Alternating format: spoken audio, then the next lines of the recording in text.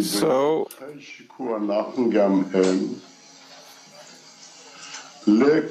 four. While the branches also wanted illumination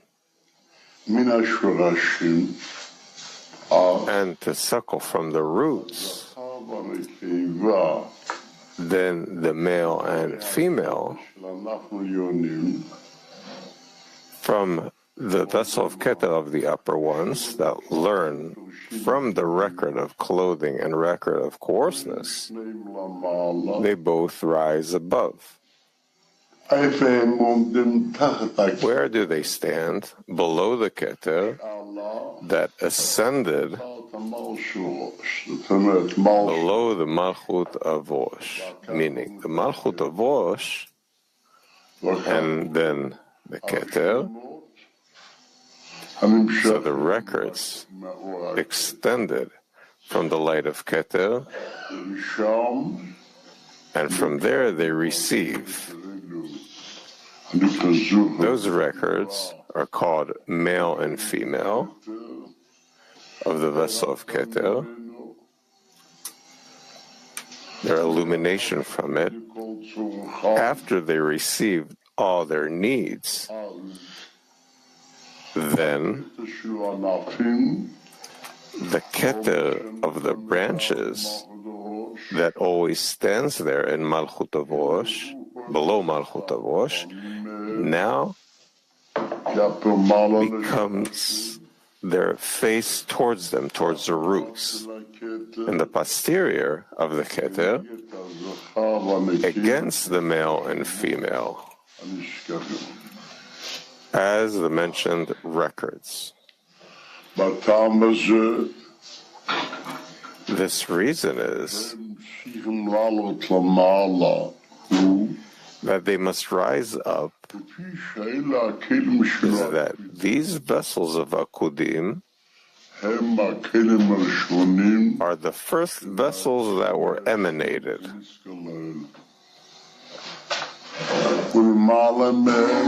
No vessels were emanated above them.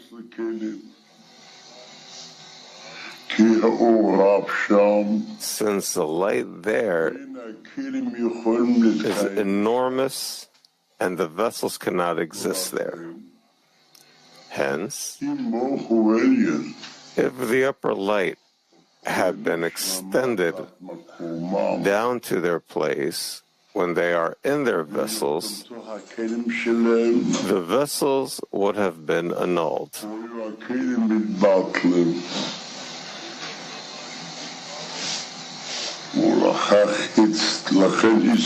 That's why it was necessary that the only lights of Zon in the vessel of Keter would rise up. What's written here? He explains why Zon, the records rise up. He explains, since vessels, they are the first vessels that were emanated. No vessels were emanated above them, since the light there is enormous, and the vessels could not exist there. Hence, if the upper light had been extended down, what upper light are we talking about now? To their place, when they are in their vessels, the vessels would have been annulled. Thus, it was necessary that only the lights of Zon in the vessel of Keter would rise up. What's he saying here? So, number 4. The male and the female in the vessel of Keter of the upper branches ascend there. Who is the male and female? They are the record of Keter, called male, with the record of phase 3 called female. Contained in the screen that rose and departed from the first expansion, from the Guf al Galgalta called Rosh of Galgalta, although phase 4 did not leave a record, we learned that the last phase was lost. Where then did the record of the level of Keter come from? Indeed, each phase consists of two kinds of records. There is a record of extension which belongs to the bottom phase of the degree.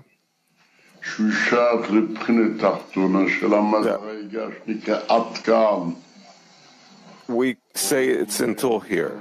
The light illuminates from there and below. There's a screen. It doesn't want to receive anymore. That's called a record of extension. And there is a phase of the record of clothing of the light, which belongs to the upper phase in the level of the degree.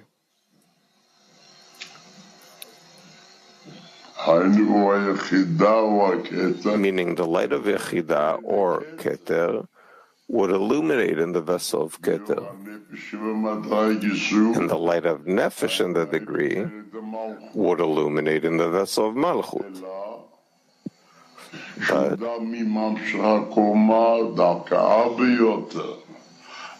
then she extends a degree that is the most coarse. But where does that degree illuminate? Specifically in the vessel of Keter.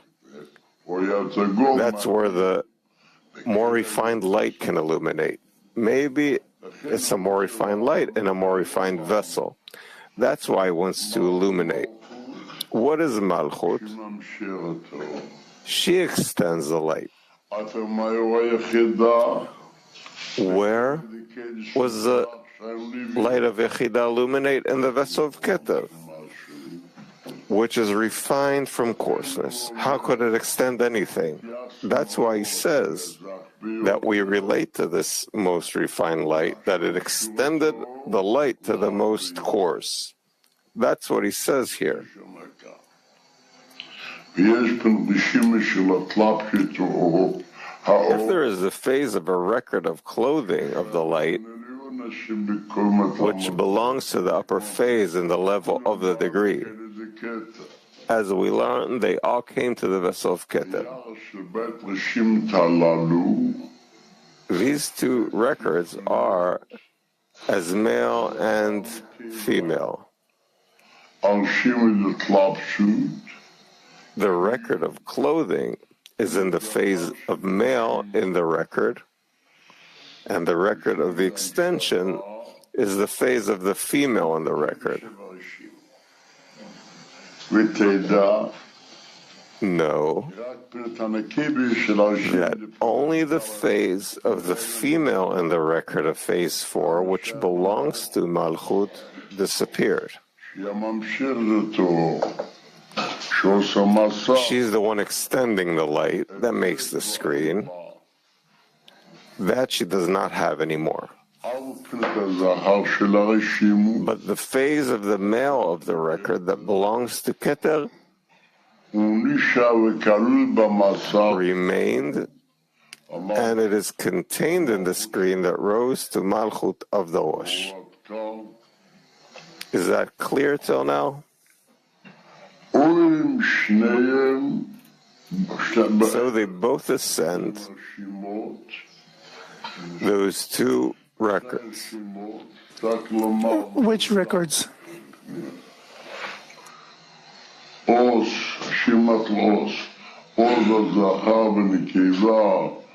Both records, both male and female in the vessel of Keter, and the upper branches rise upward under the Keter, which rose under Malchut of the roots, and there received their illumination from him. There they receive the illumination from him.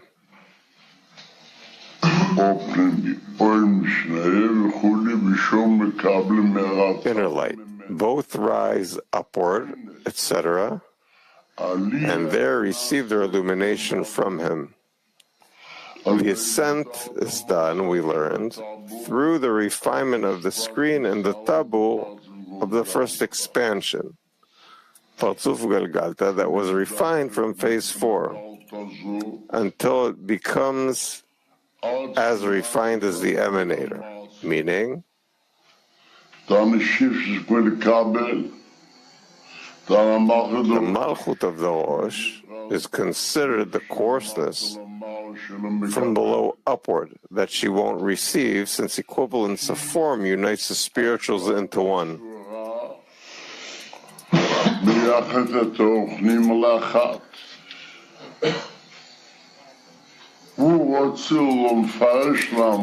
Because the equivalence of form unites the spirituals into one, and since the screen of the goof becomes as refined as the screen of the Rosh, it is considered that it rises and unites with it into one place. And since the screen of the goof becomes as refined,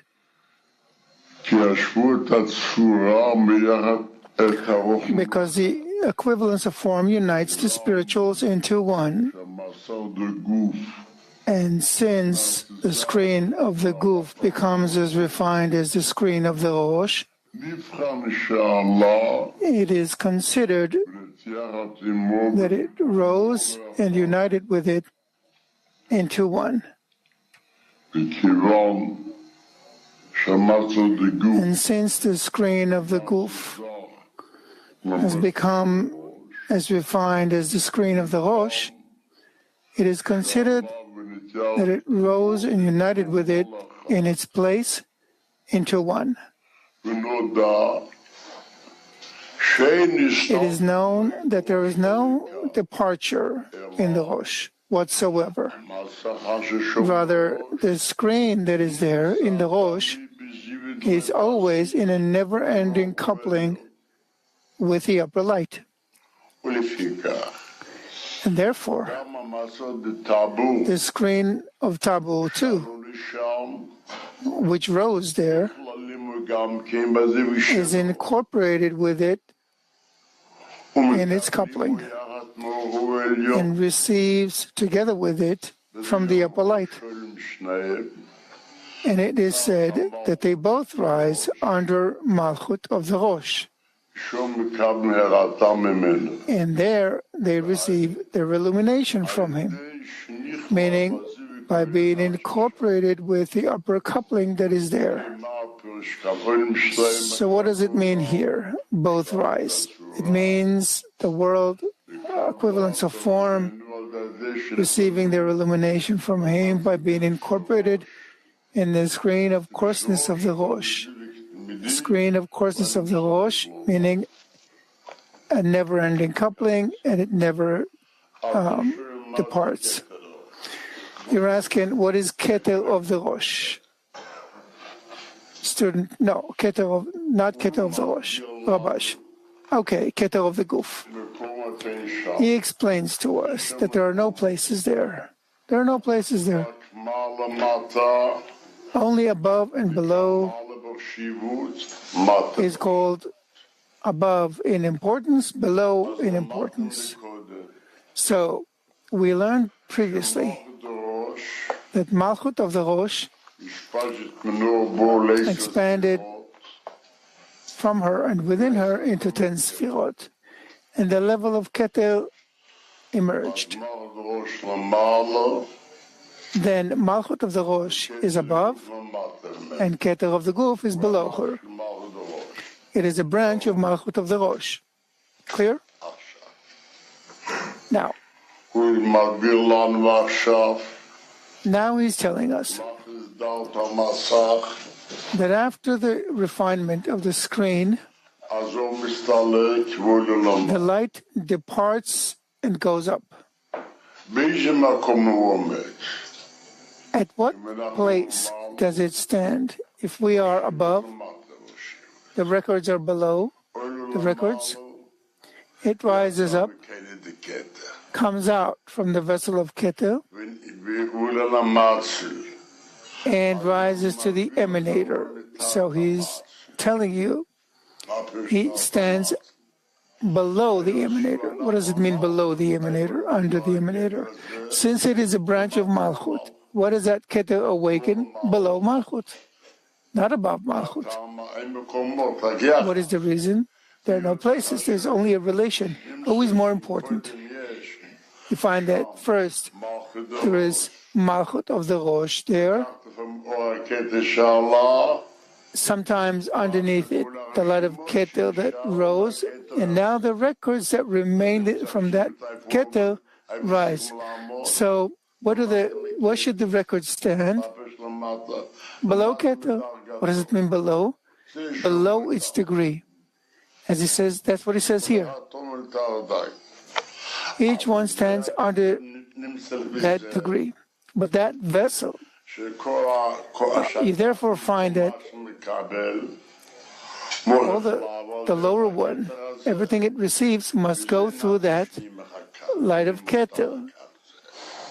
And by that they become two. We will learn it later.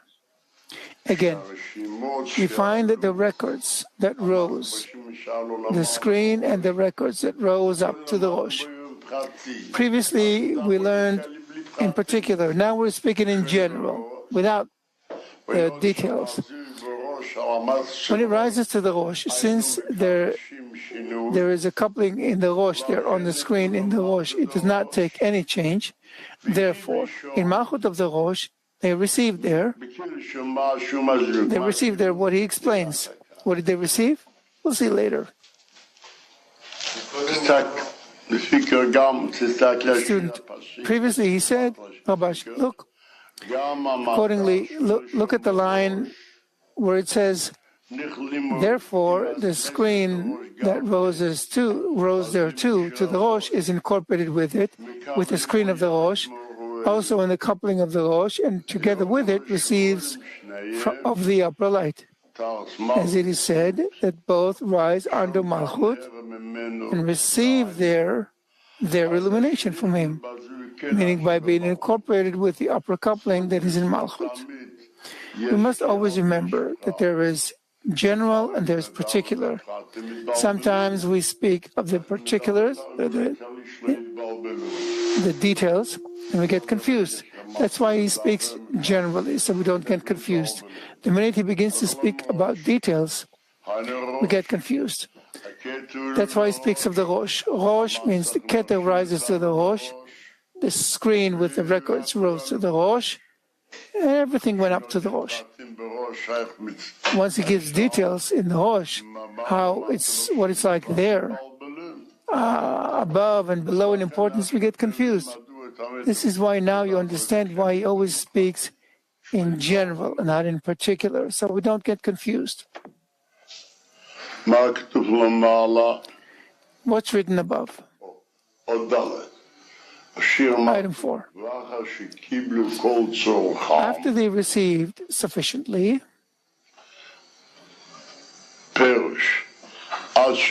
meaning until they become worthy of expansion with their illumination that they received to the place in the goof from the records with the screen, then look what's written above. Then the Keter of the branches, which always stands there, that Keter now turns its face from them upwards towards the roots, and his back towards the male, the above mentioned male and female. What is written here? What is it saying? Let's look below in Opnimi, inner light. Now turns his face upwards, meaning because the coupling that pertains to the light of Keter stops, and then its illumination stops from expanding to the zone that is under it. This is considered that his back is opposite zone, because prevention of the light is called posterior. what is written here. The coupling that pertains to the light of Keter has stopped, and then its illumination stops expanding to Zon, which is below it. This is called his back, his posterior, facing Zon, because prevention of illumination is called posterior. And the reason for the cessation of his illumination will be explained below. It is because the coupling reached the nukva that is incorporated in the record. She is coarseness of phase 3, which extends only the level of chokhmah, of the upper roots, and not from keter of the roots. Therefore, the light of keter below malchut no longer receives light for zon, for the screen from the record that is below it. After the coupling of phase 4 is done, then the male and female promptly expand to the goof, to the vessel of keter that is there, as written below. And the second expansion of Akudim takes place. The second expansion of Akudim, Parzuf Ab.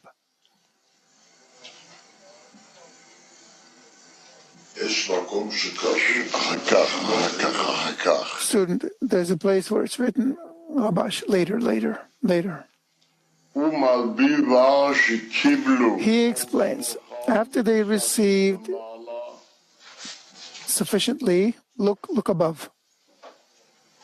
Then keter of the branches, which always stands there, now turns his face from them upwards to the roots, and his back facing the above-mentioned male and female. So we need to know what it means received sufficiently, all that they need. 2, what does it mean the light of keter turns its face downwards and from his posterior upwards? We need to know that there is a difference between a record of clothing, which is called a male, and a record of coarseness, which is called a female. That there cannot be expansion in the goof on the record of clothing, only on a record of coarseness. You find that sufficiently, all that they need, means, he says here in her light, until they become suitable for expansion with that illumination which that they received to their place, to the goof. That was precisely after the coupling on phase 3 of coarseness was done, not on phase 4 of the level of keter. So he explains, the Ari says, after they received all they need, he now turns his face from them upwards, and his back facing the male and the female. So he explains that the coupling that belongs to the light of keter stopped, which was on 4 of clothing, and then his illumination stops expanding to zone which is below him. And this is called his posterior facing zone. So he explains that prevention of illumination is called posterior.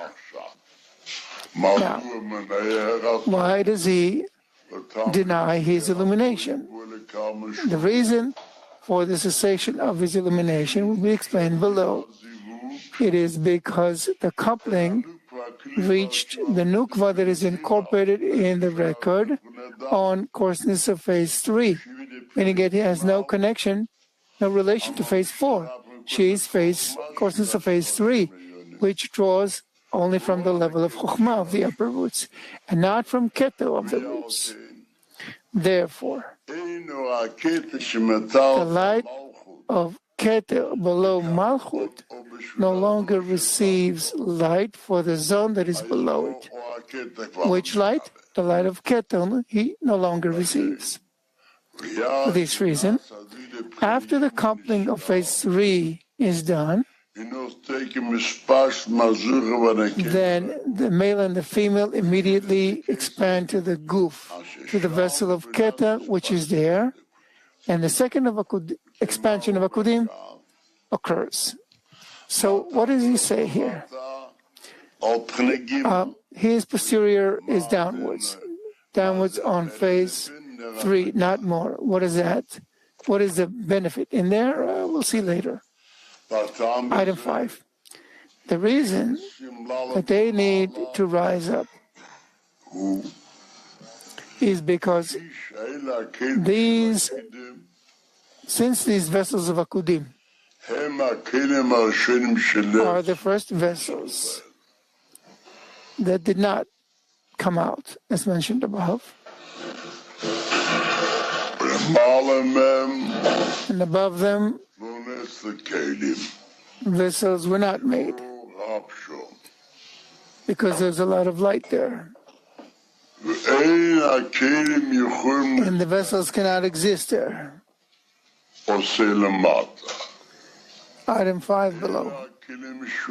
Those vessels of akudim are the first vessels, meaning the vessels of the first expansion, where the male and the female of keter, those records rose from there. And there he says that a great light and the vessels cannot exist.